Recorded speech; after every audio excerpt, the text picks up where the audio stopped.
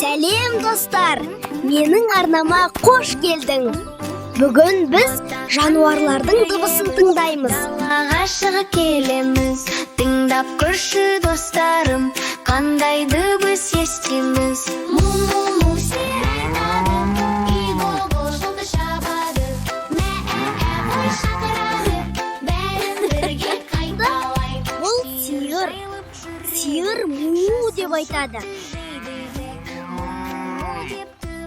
И-го бірге күледі. Му-му-му сиыр айтады, и-го-го Бұл жылқы. Жылқы и-го-го деп айтады.